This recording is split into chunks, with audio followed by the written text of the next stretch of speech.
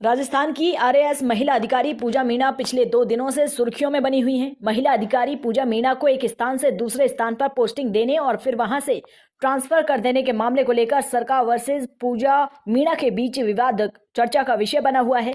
सोमवार को पूजा मीणा डीएलवी ने झालावाड़ नगर परिषद आयुक्त पद से नागौर ट्रांसफर किया गया था। शाम होते होते पूजा मीणा को सरकार ने एपीओ कर दिया। इस कार्रवाई को लेकर पूजा मीणा सरकार पर भड़क उठी और मीडिया से बातचीत करते हुए मामले को लेकर सरकार के स्वायत्त शासन मंत्री शांति धारीवाल और आईएएस पवन अरोड़ा और डीएलवी के निदेशक पर कई गंभीर आरोप लगा दिए।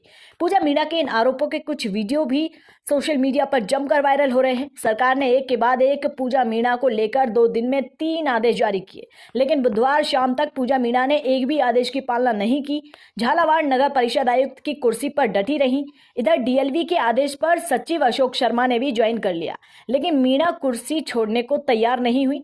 बुधवार देर शाम तक ऑफिस में फाइलों पर साइन करने के बाद मीणा झालावाड़ नगर परिषद आयुक्त पद से रिलीव हुई। मंगलवार रात को सरकार ने आदेश जारी करते हुए आरएएस पूजा मीणा का तबादला नगर निगम जयपुर हेरिटेज में उपायुक्त पद पर आदेश जारी कर दिया। लेकिन तब तक महिला अधिकारी गहलोत सरकार के यूडीएच मंत्री शांति धारीवाल और आईएएस अधिकारी पवन अरोड़ा और वर्तमान डीएलवी निदेशक के खिलाफ मोर्चा खोल चुकी थी। प्रथम TV news India bureau Jhalawar Rajasthan. जिसने मुझे हरास कर रखा है 7-8 साल से। अभी भी मेरे को इसने एपीओ याद करवाया। कल सुबह मॉर्निंग में इसने मेरे को यहाँ ऑर्डर किया, फिर बाद में इसने एक ऑर्डर किया। राजस्थान गवर्नमेंट का शांति धारीवाल भी बदमाश आदमी है। शांति धारीवाल मिनिस्टर ने इसको प्रोटेक्शन दे रखा है। डीएलवी डायरेक्टर बदमाश आदमी है जिसने मेरा हरासमेंट कर रखा है। इसके खिलाफ कोई कार्रवाई करने वाला नहीं है। बिल्कुल जी को शिकायत करी, चीफ मिनिस्टर को शिकायत करी, और सुनने वाला नहीं है यहाँ पर। है कि जब पहले ना डीएलवी डायरेक्टर जब पवन अरोड़ा ने निदेशक के पद पे ज्वाइन किया तो ये आरएस एसोसिएशन का अध्यक्ष भी था। ये व्यक्ति बहुत गंदा आदमी है और ये राजस्थान गवर्नमेंट का मुझे सबसे बदमाश आदमी लगा।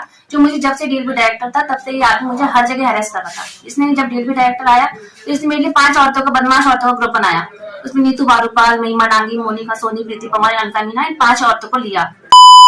स्कैंडल चला रखा था डीएलवी डिपार्टमेंट में। तो इसने क्या किया, मेरी जहां भी पोस्टिंग हो रही थी ये मुझे हरेस कर रहा था। बार बार एपीओ कराना, मेरे लिए फेक चार्जशीटें बनाना, मेरे लिए झूठी शिकायतें कराना दूसरों के नाम। होते क्या एससी एसटी की थी। ये महिमा डांगी है जो निवाई में ईओ है, जो एससी की है, और इस महिला को ये मेरे पीछे लगा के रखता था क्योंकि एससी की और इसी महिला के संबंध जो है इस पवन अरोड़ा से थे, शादी पुरुष से। तो ये औरत क्या है, मेरे जहां भी मेरी पोस्टिंग होती थी वहां मेरे को हटा करके इस औरत को लगाता था। ये मुझे 400 से इसने एपीओ किया, वहां पर इसने इसको लगाया। मुझे निवाई से इसने एपीओ करवाया, निवाई में इसने इसको लगाया। मैं टॉन्ग पे पोस्टेड थी तो टॉन्ग में के शर्मा के टाइम पर इसने मुझे जबरदस्ती एपीओ करा करके इसको एडिशनल चार्ज देने के लिए लगवाया। तब भी मेरा ट्रांसफर नहीं हो रहा था टॉन्ग में। पायलट साहब वहां पर एमएलए थे, ठीक है ना। अजीत मेहता जी ने हटाया था मुझे, ना मुझे पायलट साहब ने हटाया। दोनों के कार्यकाल में वहां रही, वहां से मुझे दोनों ने नहीं हटाया। मुझे जबरदस्ती इसने एपीओ करने के लिए के शर्मा को कलेक्टर के पद पर बिठाया और के शर्मा को निर्देश दिए कि तो उसको कैसे भी एपीओ करा और इसको एडमिशन चार्ज दिला दे महिमा डांगी को। तब वो महिमा डांगी निवाई में ईओ थी, तब भी वो ईओ थी, और तब उसको एडिशनल चार्ज दिलाने के उद्देश्य से इसने मुझे एपीओ कराने के लिए के शर्मा को उस कलेक्टर के पद पर बिठाया, नीलमाल सर को हटा करके, और उसने मुझे मात्र 26 दिन के कार्यकाल में एपीओ करवाया। एपीओ करवा करके फेक चार्जशीट बनवाई। तब भी यही था, पवन अरोड़ा डीएलवी डायरेक्टर था। और फिर इसने क्या किया, फिर मेरे को बाद में वहां से टॉन्ग से हटा करके मैंने दौसा में मेरी पोस्टिंग हुई। दौसा से मेरा ट्रांसफर नहीं हो रहा था। दौसा से मुझे जबरदस्ती इन्होंने डीओपी से ऑर्डर करा करके, जिस ऑर्डर में मेरा नाम नहीं था, वहां से हटाया कि अनिता खटीक के स्थान पर विश्वामित्र को लगाया जाता है। उस ऑर्डर में मेरा नाम नहीं था, लेकिन जबरदस्ती उस आदमी को बिठाया उस कुर्सी पर मुझे हरेस करने के लिए, क्योंकि मैंने कलेक्टर से एसपी को इसको शिकायत थी। सर ये आदमी मुझे हर जगह हरेस करता है, मेरी लोकेशन ट्रेस करता है, फोन सुनता है, मेरे पीछे झूठी औरतों बदमाश औरतों को ला के रखता है, हरेसमेंट करता है, ठीक है, और ना फेक चार्जशीटें बनवाता है, हर जगह से एपीओ करवाता है। अभी मेरे को इसने दौसा से हटा करके फिर टॉन्ग खुद ने लगवाया। टॉन्ग लगा करके मुझे वर्कशॉप के बहाने सस्पेंशन करवाया, क्योंकि मैंने वहां इसकी एफआईआर लॉन्च करने के लिए दी टॉन्ग में एसपी को, और डीजीपी सबको शिकायत की, चीफ सेक्रेटरी को शिकायत करी। तो इसने मेरे को वर्कशॉप के बहाने डीएलवी डायरेक्टर को क्या करके फोन पर सस्पेंशन करवाया। सस्पेंशन का कोई रीजन नहीं था, तो उन्होंने फेक चार्जशीट क्रिएट की, और फेक चार्जशीट बनाने वाली मेरी जूनियर निवाई की ईओ महिमा डांगी स्वयं थी, जो पवन अरोड़ा के साथ खास संबंधों में थी, ठीक है। उस औरत ने खुद ने चार्जशीट टाइप करवाई, डीएलवी डायरेक्टर के साइन करवाए और कोर्ट में देने के लिए दी।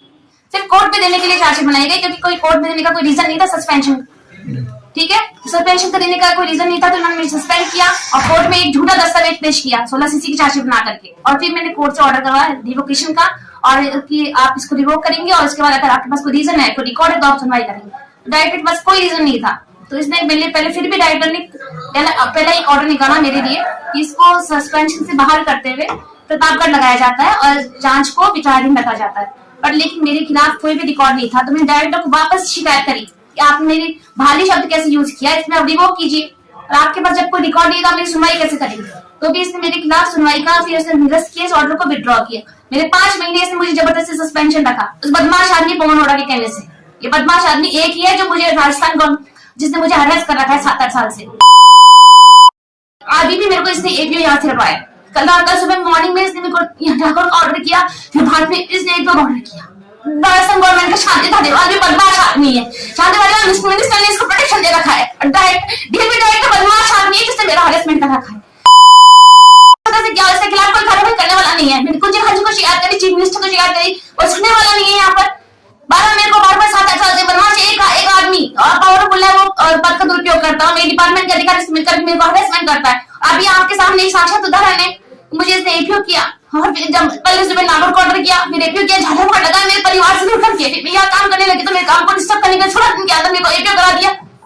आपके सामने साक्षात उदाहरण है ये। वो मैंने इसलिए कर रहा है, वो आरएसएस एसोसिएशन का अध्यक्ष था, ये डीएलपी डायरेक्टर बदमाश आदमी है जो उसके कहने से उसको संरक्षण प्रदान कर रहा है। आप बताइए, मेरी जहाँ पोस्टिंग नहीं थी वहां की चार्जशीट मुझे जारी करवाता था, इसको चार्जशीट देंगे, इसकी इमेज खराब करेंगे, इसके दूसरों के नामों से शिकायतें करवाता था।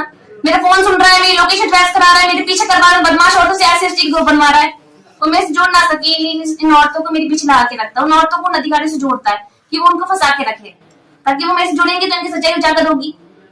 तो ना मेरी सच्चाई को उजागर होने से बचाने के लिए ये सारी हरकतें करता है, फेक न्यूज लगाना, फेक वीडियो बनाना, फेक आईडी बनाना, फेक मैसेजेस बनाना, मेरी लोकेशन ट्रेस करना, हैकिंग करना, झूठे मैसेजेस बना देगा है ना, फेक चार्जशीटें बना देगा, डिपार्टमेंट से मिलकर करता है। और ये पहला डायरेक्टर है, डीएलपी डायरेक्टर हितेश कुमार शर्मा, इसने इसको इस